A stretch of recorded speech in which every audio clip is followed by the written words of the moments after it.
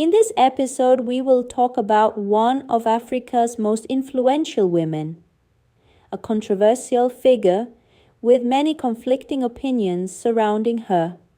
Winnie Mandela, the second wife of the late Nelson Mandela, was a steadfast supporter of her husband's anti-apartheid struggle.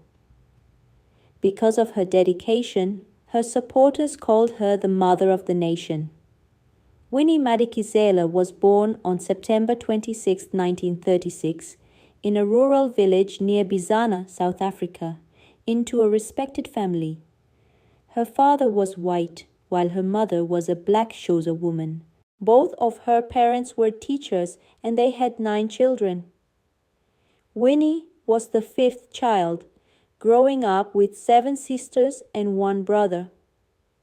When Winnie was just 9 years old, her mother passed away, leading to the family separation. Each child had to go live with different relatives. Despite the racial restrictions on black education at the time, Winnie moved to Johannesburg to continue her studies. She eventually graduated with a degree in social work and later obtained another degree in international relations. Winnie's first job was as a social worker at a hospital. One day, while waiting at a bus stop after work, she met Nelson Mandela, a lawyer and anti-apartheid activist. At that time, Mandela was in the process of divorcing his first wife, and he fell in love with Winnie upon meeting her. In 1958, at the age of 40, Mandela finalized his divorce and immediately married 22-year-old Winnie.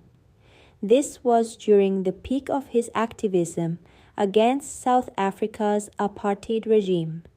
Unlike Mandela's first wife, who had no political involvement, Winnie was active in the movement from the beginning. Her support played a crucial role in Mandela's leadership. However, just 4 years after their marriage, Mandela was arrested. In 1963, during his trial, he was sentenced to life imprisonment. After Mandela's arrest, Winnie took on his responsibilities within the movement, despite having 2 young daughters to care for. She expanded her political activism, becoming a prominent leader in the fight against apartheid. Mandela remained imprisoned for 27 years until 1990. During this time, Winnie continued the struggle, enduring multiple arrests, torture, and imprisonment. At one point, she spent several months in solitary confinement. The apartheid police used brutal force against her in every arrest. However, Winnie did not give up. During her exile, she collaborated with an NGO to establish a daycare center, a hospital, and a hunger relief program in Brantford. These efforts increased her international recognition, and she became a significant figure within the African National Congress, ANC. Until that point, Winnie's activism, like Mandela's, had been largely peaceful. However, after returning from exile to Soweto, she declared that the only way to achieve liberation was through organized violence. Winnie had a strong influence among black women and youth, making her call for violent resistance quickly spread across South Africa. Under her new approach, violence, including torture, kidnapping, and even killing opponents, became justified as a means of achieving freedom. She even formed a group to carry out violent missions, whose members were ready to follow her every command. Winnie Mandela's growing influence led to significant controversy. Her militant group became so violent that even black South Africans suffered from their actions. This created a divide among anti-apartheid activists. Many opposed her new tactics and stopped working with her. Despite the opposition, Winnie did not change her approach. She continued ordering kidnappings and murders, which eventually led to an investigation into her crimes. One particular case drew widespread attention, the murder of a 14-year-old boy.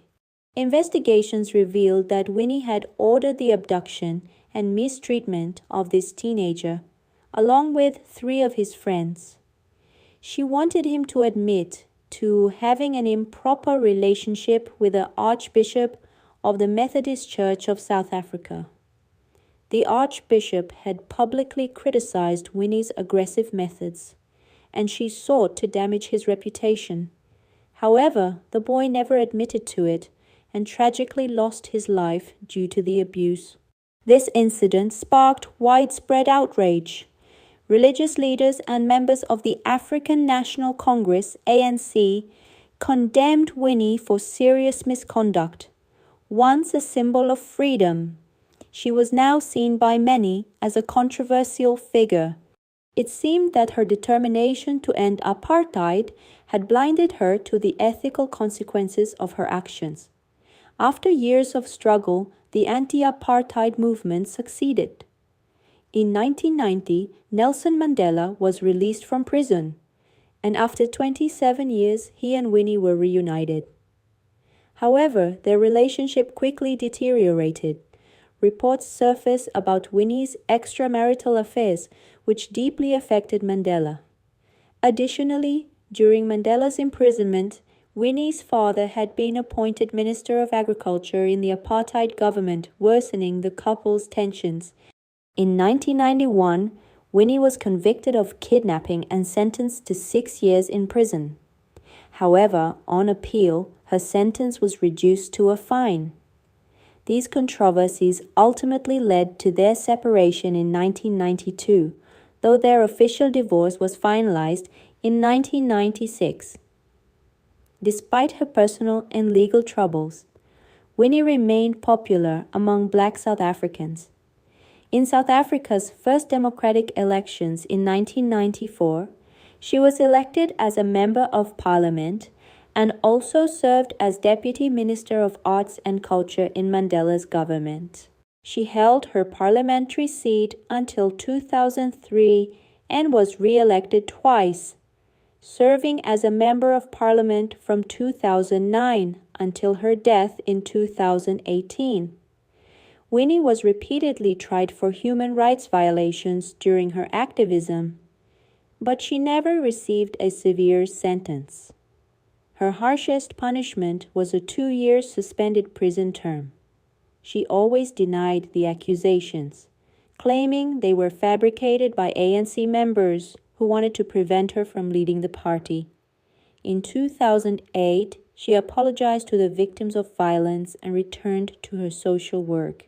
She also criticized the government's treatment of Congolese migrants and even offered her home to one of them. In a controversial interview with a French magazine, Winnie stated, "Without my hard struggle, Mandela would have been forgotten in prison and his movement would have never succeeded." Despite her political disagreements with Mandela and her accusations that he had compromised with the apartheid government, she remained by his side until his final days.